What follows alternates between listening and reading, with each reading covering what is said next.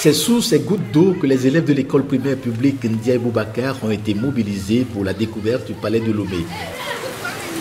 Dans le bus, ils étaient impatients de savoir ce qui se cache derrière ce lieu qui est devenu un centre artistique. Mon directeur de l'école m'a dit qu'on va aller au palais de Lomé. Tu connais le palais de Lomé? Non, je ne connais pas. Je ne sais pas. Je vais au palais de Lomé. Quelques minutes de route et nous y sommes. En fait, c'est un lieu que les élèves vont découvrir pour la première fois.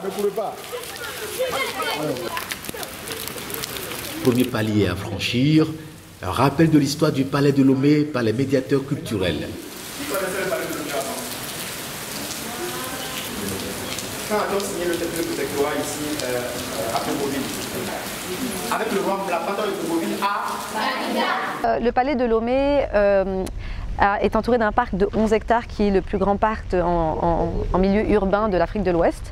Et donc c'est vrai que d'avoir ce poumon vert au milieu de la ville, c'est déjà une grosse opportunité tant pour les citoyens mais également pour les élèves. Et c'est justement ce de quoi on parle aujourd'hui. C'est le fait de pouvoir proposer des activités pédagogiques aux écoles publiques togolaises, puisque nous avons eu l'autorisation du directeur régional de l'éducation du Grand Lomé de pouvoir avoir la gratuité pour les écoles publiques et de pouvoir se déplacer ici au Palais de Lomé. Donc nous organisons le plus souvent possible la visite des écoles publiques ici, dans ce magnifique environnement. Le Palais de Lomé, de par la richesse de son histoire, est devenu aujourd'hui un centre artistique et culturel. C'est pourquoi il est important d'organiser ces visites guidées avec les établissements scolaires, histoire de replonger les élèves dans l'art et la culture du continent. Les responsables des établissements ne sont pas du reste.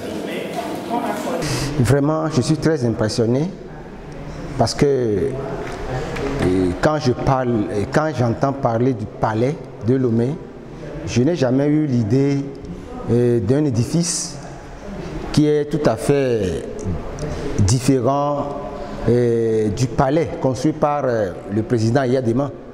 Donc je confondais les deux, quoi. C'est aujourd'hui que je me suis rendu compte que là où je suis aujourd'hui, c'est un palais construit par les Allemands. Vraiment, ça m'a beaucoup émerveillé. Lorsque je suis rentré, vraiment, je ne m'attendais pas. Les mots me manquent pour apprécier ce que nous avons découvert ici. Je veux dire que les Togolais n'ont pas la possibilité d'envoyer des enfants dans des musées pour acquérir des choses, mais c'est une fierté pour nous et je remercie la direction du palais pour ça, de nous avoir invités. Une visite guidée qui coïncide avec l'exposition continentale d'une rive à l'autre et qui a mis en exergue plusieurs artistes togolais et certains du continent.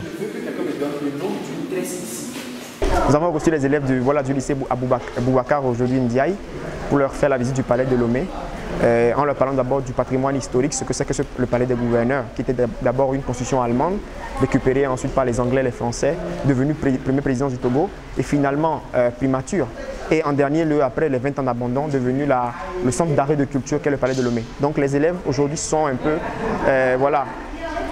retrouvés avec ce que c'est que l'art, parce que dans le domaine pédagogique aujourd'hui, les enfants ne savent pas vraiment ce que c'est que l'art. Donc ils sont venus découvrir l'art avec les artistes, différents métiers dans l'art. Parce que ce n'est pas seulement le métier de docteur, le métier d'avocat que nous avons, mais nous avons aussi le métier d'artiste, peintre, sculpteur. Donc ils se sont un peu, ils ont un peu découvert ce que c'est que l'art en général aujourd'hui lors de cette visite pédagogique-là. C'est également une occasion pour les élèves d'être imprégnés dans la réalité de tout ce qui est culturel et artistique. Grâce au programme pédagogique destiné au public scolaire, le Palais de Lomé contribue à l'éveil culturel et artistique ainsi qu'à la sensibilisation de la jeunesse à la biodiversité. Nous, notre objectif, c'était l'éveil artistique, puisqu'on a vu souvent qu'au niveau des écoles privées, il est dispensé des cours d'art, ou en tout cas une approche de l'art. Et souvent, on a vu que les élèves des écoles publiques n'avaient aucune idée, on posait la question qu'est-ce que c'est que l'art, pourquoi l'art, et il n'y avait aucune connaissance en fait sur sur le sujet et même que ça pouvait être un métier. Donc la première chose c'était l'éveil artistique et vous avez pu voir aujourd'hui que les enfants aujourd'hui nous disent qu'ils récupèrent les boîtes de conserve de leur maman quand elle finit de cuisiner pour essayer de faire quelque chose, de coller, voilà, donc déjà pour nous ça c'est une petite victoire. Et ensuite il y a la sensibilisation aux questions environnementales puisque encore une fois on est dans un parc de 11 hectares magnifique et ça nous permet en fait de faire comprendre aux enfants l'importance de leur environnement, l'importance des écosystèmes. On a eu des ateliers sur les abeilles, donc expliquer aux enfants que c'est grâce aux abeilles que certains fruits peuvent fleurir, certaines fleurs fleurissent et qu'il y a certains fruits. Donc tout cet apprentissage pour nous a été très important et on voit que les enfants aujourd'hui nous disent qu'ils font attention à ne pas jeter par terre certains déchets, etc. Mais ce n'est que le début, c'est que pour l'instant on a fait 1 an de visite. Et voilà, le but c'est de toucher de plus en plus d'élèves et dans un environnement géographique plus large. Cette initiative a impacté les élèves qui au départ étaient curieux. Heureusement, ils ont été satisfaits et capables aujourd'hui de restituer ce qu'ils ont vu et entendu. Quand je suis arrivée au palais de Lomé, j'ai écouté les histoires du palais de Lomé. J'ai vu les Nana Benz, j'ai vu les photos des artistes. J'ai vu des personnes comme Paul Haï, des tableaux d'Acosta. Une seule vision reste à valoriser, réinventer le patrimoine historique et naturel pour valoriser les talents créatifs africains. Situé face à l'océan Atlantique au sein d'un parc de 11 hectares, le Palais de Lomé présente aujourd'hui le meilleur de la création artistique africaine et de sa diaspora.